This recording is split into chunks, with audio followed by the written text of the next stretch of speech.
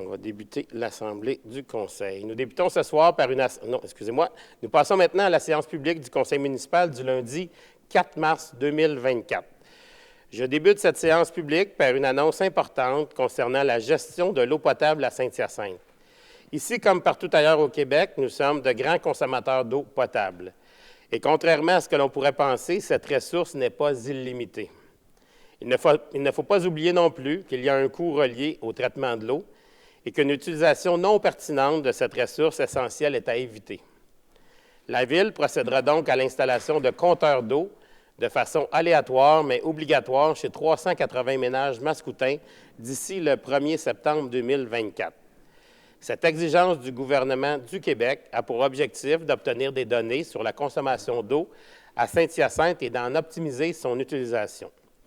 C'est d'ailleurs un exercice auquel toutes les villes du Québec, dont la consommation moyenne dépasse la limite établie par le MAMACH, et toutes ces villes doivent se soumettre, parce que c'est exigé par le ministère des Affaires municipales et de l'Habitation.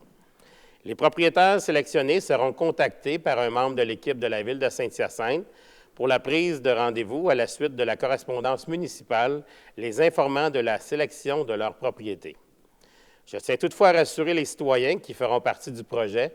L'installation des compteurs d'eau n'entraînera aucune taxe additionnelle liée au service de l'eau, ni aucun frais d'acquisition et d'installation. Les données recueillies permettront de brosser un portrait de l'utilisation de l'eau potable sur le territoire. Elles serviront uniquement à compiler des statistiques visant à estimer la consommation d'eau potable de la population et à gérer plus efficacement nos infrastructures municipales. Je remercie d'avance tous les citoyens sélectionnés qui coopéreront de façon respectueuse avec nos équipes. Je suis convaincu que cet exercice sera un succès sur toute la ligne. Également, à la demande du MAMACH, et conformément au règlement 660 relatif à l'utilisation de l'eau potable, la Ville procédera à la mise à jour et à l'installation de compteurs d'eau dans tous les ICI, industries, commerces et institutions, et les établissements agricoles du territoire. Les entreprises visées par ces mesures seront également contactées dans les prochaines semaines par un membre de l'équipe du service du génie de la Ville de Saint-Hyacinthe.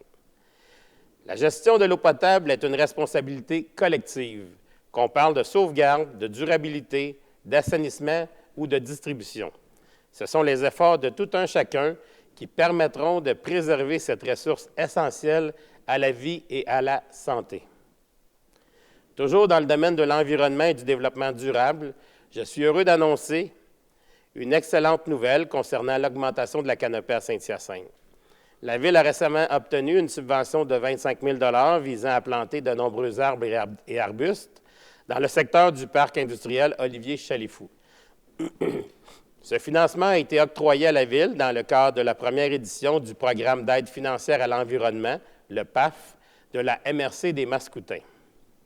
Concrètement, ce projet permettra la plantation d'environ 180 arbres et 500 arbustes indigènes sur une longueur de 225 mètres de la rive du cours d'eau Plein-Champ. En plus d'augmenter la canopée et la biodiversité à Saint-Hyacinthe, cette initiative a pour objectif de protéger la rive contre la propagation d'espèces exotiques envahissantes, de réduire les îlots de chaleur et les risques d'érosion et d'améliorer la qualité de l'eau, du ruisseau et du paysage. Le Conseil et moi-même sommes très heureux que ce projet ait été retenu par la MRC des Mascoutins et nous les en remercions. Nous le savons, la forêt urbaine est largement reconnue en termes d'efficacité sur la santé écologique, publique et sur la résilience au changement climatique. Elle contribue également à une meilleure qualité de vie pour tous les habitants des zones urbaines. Au cours des prochaines années, la Ville continuera de multiplier les initiatives visant à accroître la canopée sur l'ensemble de son territoire. Du côté des actualités, jeudi dernier avait lieu le tout premier rendez-vous québécois de l'innovation agroalimentaire Alimentation, ici au Centre de congrès de Saint-Hyacinthe. Au total, ce sont presque 400 représentants d'entreprises, d'organisations et d'experts voués à rendre la filière agroalimentaire au Québec. Encore plus innovantes, qui se sont rassemblés afin de discuter de l'avancement et de la croissance de notre industrie agroalimentaire nationale.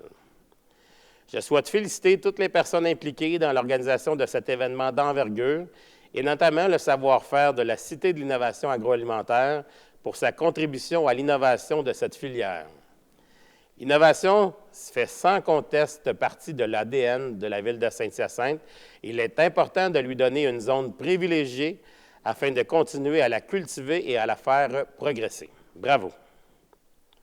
Dans un autre ordre d'idées, la ville de Saint-Hyacinthe vous rappelle que plus de 200 postes saisonniers sont à pourvoir à la ville pour la saison estivale. Ces emplois sont offerts pour les jeunes et les moins jeunes et disponibles notamment dans les plateaux aquatiques extérieurs tels que sauveteurs et assistants sauveteurs. En plus, les formations sont maintenant offertes gratuitement par la ville de Saint-Hyacinthe. Sinon, devenez manœuvre à l'horticulture ou à la voirie, opérateur de piscine, préposé à la réglementation ou préposé à l'entretien des plateaux et des parcs. Ces emplois sont parfaits pour ceux qui désirent acquérir de nouvelles compétences tout en travaillant pour leur communauté. Autrement, vous pouvez vous laisser tenter par le volet stage. Ceux-ci permettent aux étudiants de découvrir le monde municipal au sein de différents services. Découvrir le métier d'inspecteur municipal, de technicien en génie civil, d'élagueur, d'opérateur à l'usine de filtration ou d'épuration, et plus encore. Une belle expérience à ajouter à son CV. Les différentes corporations de loisirs de quartier ont aussi toujours besoin de personnes dynamiques pour divertir les jeunes tout l'été. Des animateurs, des aides-animateurs, des accompagnateurs et des intervenants seront donc recherchés pour vivre une expérience unique et stimulante. Travailler pour la ville de Saint-Hyacinthe, c'est profiter de l'été à l'extérieur avec un salaire compétitif, un horaire flexible et plusieurs nouveaux amis. C'est aussi œuvrer au bien-être de sa communauté dans un milieu dynamique et à dimension humaine. Le détail des emplois et du dépôt des candidatures sont disponibles sur le site Internet de la ville de Saint-Hyacinthe. La ville de Saint-Hyacinthe est aussi à la recherche de 2 personnes intéressées à siéger au comité d'embellissement, dont un membre jeunesse âgé de 13 à 31 ans. Le conseil municipal mandate ce comité pour orienter la municipalité dans ses projets d'aménagement et d'embellissement de ses espaces publics.